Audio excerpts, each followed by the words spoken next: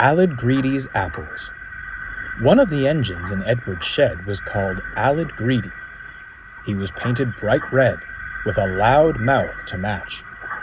He never seemed to take much notice of Edward, but everyone took notice of Alec Greedy. They had to, for he simply wouldn't stop boasting about himself. "Look at you all, painted in drab greens and mournful blues. Lucky I'm here to bring some vibrance to this shed." Edward chuckled quietly. The others groaned deafeningly.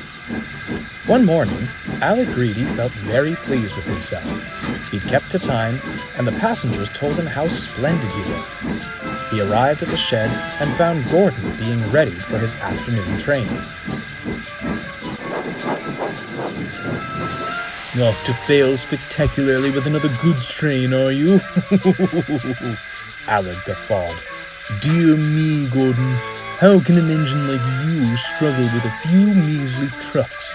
I hope little Edward is at the ready, otherwise you will be in trouble." Edward gave a pitying look. Gordon harumphed and hissed away.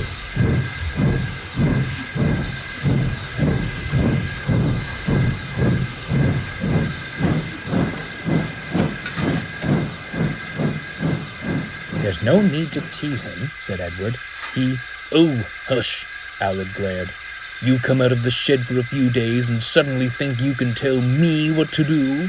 I'm the lifeblood of the branch line passenger trains, and don't you forget it. With my grace and expertise, I'll have the express—" "Oh," interrupted Edward. "Is that why the coaches needed their coupling hooks mended when I went to fetch them?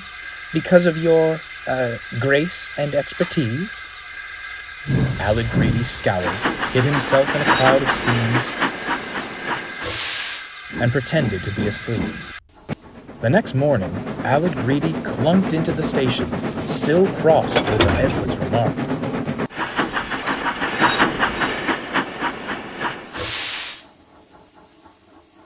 "Be gentle," cried the coaches. Come quietly," he snorted as the guard's whistle blew. "Silly little engine," he huffed. "Now show him grace and expertise."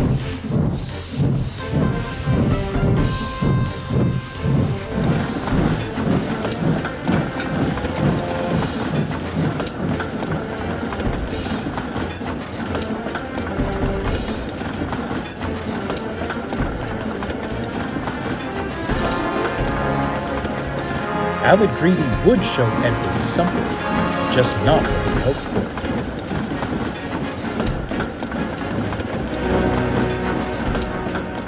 Along the branch line was a church with an orchard.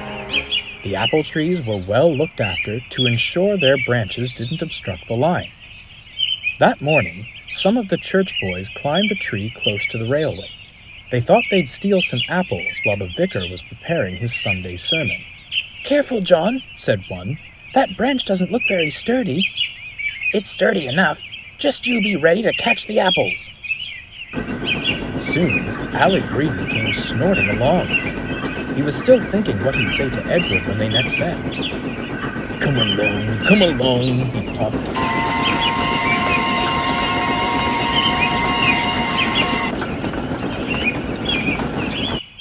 The boys saw him approaching.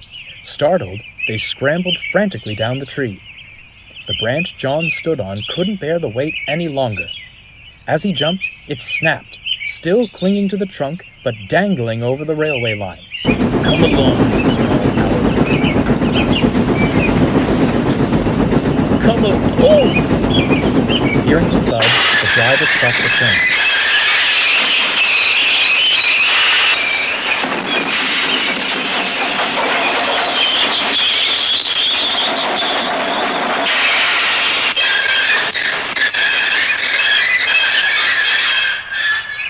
When he and the firemen came around front, they laughed until they cried. "That's one way for us to get some peace and quiet, eh?" cackled the firemen. Apples were stuck in Alec Greedy's teeth. They and the branch muffled his cries of indignation. "Serves him right. All that boasting gave me a terrible headache," smirked the driver. All day, Alec Greedy traveled up and down the line. apples and the branch staying firmly in place. The passengers didn't think it was splendid now. The eruptive laughter as it passed. Alec's face turned red as his paint. Unlike the passengers, the vicar wasn't laughing when Alec next passed the orchard. Give me back my apples, you thieving engine! Alec tried to apologize, but all that came out was muffled gibberish. When the fat director visited the shed that night, he wasn't laughing either. This wasn't your fault. I have spoken with the vicar about keeping his church boys in line. However, I do not approve of the ruckus you've been causing. You will stay as you are. Perhaps a night of quiet reflection will set you straight. He spun on his heel and strode away. The other engine snickered. I say, little Edward, winked Gordon, how does the old saying go? An apple a day keeps the director away. It seems several bushels couldn't keep him from Alec, chuckled Edward. Alec Greedy had certainly gained expertise about apples, but felt far from graceful.